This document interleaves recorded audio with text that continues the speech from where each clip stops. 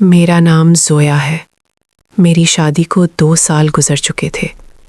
ارسلان ایک کامیاب کاروباری شخص تھے، لیکن ان کی زندگی صرف فائلوں اور میٹنگز تک محدود تھی۔ میں جوان تھی اور میری خوبصورتی کے چرچے پورے خاندان میں تھے۔ میرا لمبا قد، گندمی رنگت اور نشیلی آنکھیں کسی کو بھی اپنی طرف متوجہ کرنے کے لیے کافی تھیں، لیکن ارسلان کے پاس میری تعریف کرنے کا وقت نہیں تھا۔ اسی گھر میں ارسلان کا چھوٹا بھائی سعد بھی رہتا تھا۔ سعد کی عمر محض 22 سال تھی، تندرست اور وجیحہ۔ وہ اکثر مجھے چوری چھپے دیکھا کرتا تھا۔ جب میں کچن میں کام کرتی یا لان میں ٹہلتی، مجھے محسوس ہوتا کہ کوئی آنکھیں میرا پیچھا کر رہی ہیں۔ ایک دوپہر جب گھر میں کوئی نہیں تھا، میں اپنے کمرے میں تیار ہو رہی تھی۔ میں نے آئینے میں خود کو دیکھا۔ میں نے گہرے سرخ رنگ کا ریشمی لباس پہنا ہوا تھا، جو میرے جسم پر خوب جچ رہا تھا۔ اچانک مجھے دروازے کے پاس آہٹ سنائی دی۔ میں نے پلٹ کر دیکھا تو سعد وہاں کھڑا مجھے گمسم دیکھ رہا تھا۔ اس کی نظروں میں وہ حوص نہیں تھی، بلکہ ایک دیوانگی تھی جو ایک عورت کو اپنی طرف کھینچتی ہے۔ میں نے مسکرا کر پوچھا، سعد، تم یہاں کیا کر رہے ہو؟ وہ ہڑبڑا گیا اور ہکلاتے ہوئے بولا، بھابھی، میں پانی پینے جا رہا تھا، بس آپ کو دیکھ کر رک گیا۔ آپ بہت پیاری لگ رہی ہیں۔ یہ سن کر میرے دل میں ایک عجیب سی لہر دوڑ گئی۔ میں نے اسے قریب بلایا اور اس کی آنکھوں میں آنکھیں ڈال کر کہا، صرف پیاری؟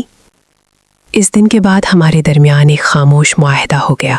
ارسلان کے آفس جاتے ہی سعد میرے پاس آ جاتا۔ ہم گھنٹوں باتیں کرتے۔ وہ میرے قریب بیٹھتا تو اس کے جسم کی تپش مجھے محسوس ہوتی۔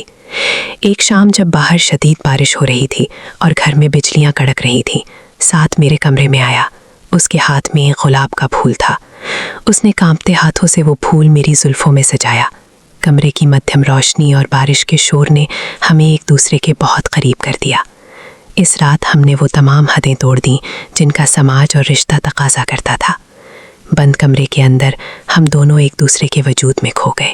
وہ مجھے اس طرح چاہ رہا تھا جیسے میں دنیا کی سب سے نایاب چیز ہوں۔ لیکن اس رومانس کے پیچھے ایک خوف بھی تھا، ایک گناہ کا احساس جو ہر لمحہ میرے دل پر دستک دے رہا تھا۔ کئی ہفتے اسی طرح گزر گئے۔ ہم اس آگ میں جڑ رہے تھے جس کا انجام راکھ کے سوا کچھ نہ تھا۔ ایک رات جب سعد میرے کمرے میں موجود تھا اور ہم بے خبر ایک دوسرے کی باہوں میں تھے، اچانک گھر کے مین گیٹ کے کھلنے کی آواز آئی۔ ارسلان، وہ تو 3 دن بعد آنے والے تھے۔ میرے پیروں تلے سے زمین نکل گئی۔ سعد نے جلدی سے اپنے کپڑے درست کیے، لیکن کمرے کا دروازہ اندر سے لاک تھا۔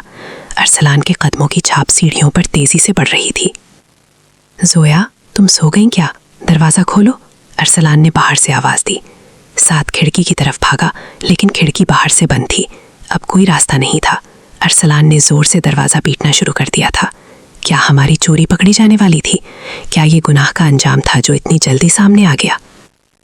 آگے کیا ہوا یہ جاننے کے لیے چینل کو ضرور سبسکرائب کر لیں۔